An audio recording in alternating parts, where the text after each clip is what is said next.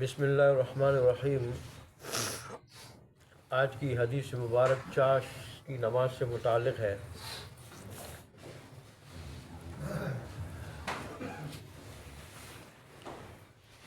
نحمدہ و نصلی علی رسولہ الکریم، اما بعد۔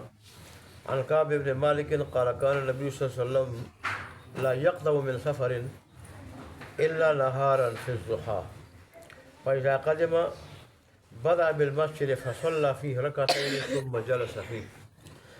حضرت کعب بن مالک سے روایت ہے کہ رسول اللہ صلی اللہ علیہ وسلم کا دستور تھا کہ سفر سے واپسی میں آپ دن ہی میں چاش کے وقت مدینہ میں تشریف لاتے اور پہلے مسجد میں رونق افروز ہوتے تھے اور وہاں 2 رکعت نماز پڑھنے کے بعد وہیں کچھ دیر تک تشریف رکھتے تھے۔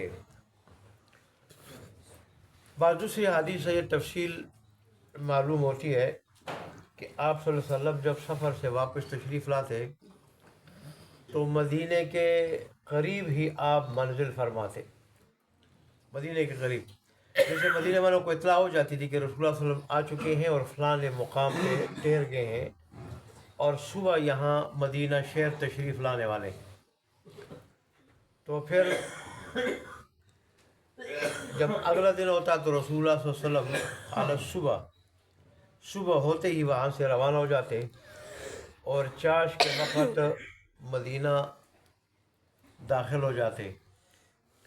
مدینے میں جلوہ افروز ہوتے آپ، لیکن آپ گھر والوں سے ملاقات سے پہلے سب سے پہلے اللہ تبارک و تعالی کی حضور حاضری دیتے اور اس طرح مسجد میں حاضروں کے رسول اللہ صلی اللہ علیہ وآلہ وسلم ہدیہ عبودیت پیش کرتے، بندگی کا رب کی بندگی کا ہدیہ پیش کرتے اور پھر کچھ دیر وہاں آپ تشریف رکھتے اور مشتاقان زیارت وہیں آ کر آپ صلی اللہ علیہ وسلم سے ملاقات کرتے تھے۔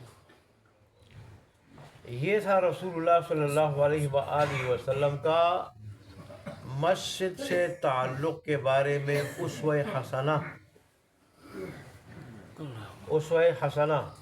اللہ اس کی روح سمجھنے کی ہمیں توفیق عطا فرمائے اور اللہ تبارک و تعالیٰ اس پہ عمل کرنے کی توفیق عطا فرمائے۔ یہ چاش کی نماز کی کم از کم تعداد ہے، عام طور پہ اس کی 4 رکعتیں پڑھی جاتی ہیں، جیسے اشراق کی 4 پڑھی جاتی ہے، تو اس کی بڑی فضیلت آئی ہے اس نماز کی۔ رسول اللہ نے فرمایا جو چاش کی نماز پڑھے تو سمندر کی جاگ کے برابر اگر اس کے گناہ ہونا اللہ وہ معاف کر دے گا۔ پھر ہم تو ہیں بھی گناہ گار، ہم تو دن رات آنکھوں سے اور کانوں سے اور زبان سے گناہ کرتے رہتے ہیں، تو اگر سمندر کی جاگ کے برابر گناہ ہو وہ اللہ معاف کر دے، ہمیں اور کیا چاہیے۔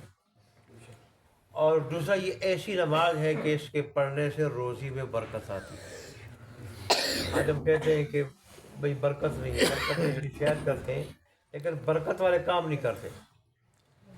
ایک تو فجر کی جمعہ سے لے کے اشراق کے وقت تک اللہ کا ذکر کرنا، نہ سونا، اور پھر اشراق پڑھ کے اس کے بعد سونا، یہ بھی جو ہے نا برکت کا وقت ہے، یہ بھی برکت کا وقت ہے اور اللہ تبارک و تعالیٰ اس سے بھی روزی میں برکت نازل فرماتے ہیں۔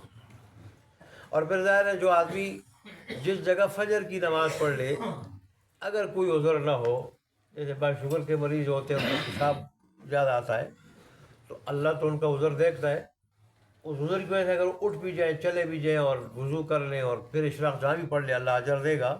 لیکن جن لوگوں کو یہ عذر نہ ہو، جلدی تقاضا کی ضرورت نہ پڑتی ہو، وہ اشراق کے انتظار میں بیٹھے رہیں اور اشراق کا وقت ہو جائے اور اشراق کی نماز پڑھ لیں تو ایک مقبول حج اور عمرے کا ثواب اللہ عطا کرتا ہے۔ اب دیکھیں اللہ تبارک و تعالیٰ ہمیں نوازنے کے لیے بہانے ڈھونڈتے ہیں۔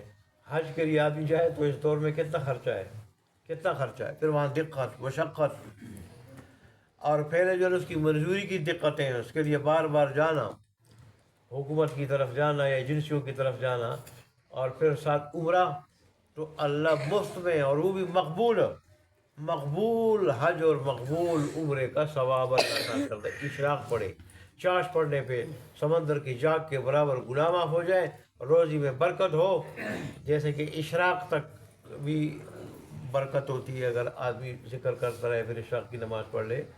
تو اللہ تبارک و تعالیٰ یہ رسول اللہ صلی اللہ علیہ وسلم کا اسوہ مبارک تھا. آپ تو اشراق بھی پڑھتے تھے، آپ تو چاش بھی پڑھتے تھے، آپ ذکر کرتے تھے، اور ہر وقت آپ کے بارے میں آتا ہے آپ کی زبان ہر وقت اللہ کے ذکر سے تر و تازہ رہتی تھی، ہر وقت اللہ کا ذکر کرتے تھے ہر وقت. اور کوئی پوچھتا کہ اللہ کے حبیب بہترین عمل کون سا ہے، تو آپ فرماتے ہیں یہ کہ آپ ہر وقت آپ کی زبان اللہ کے ذکر سے تر رہے، تر و تازہ رہے.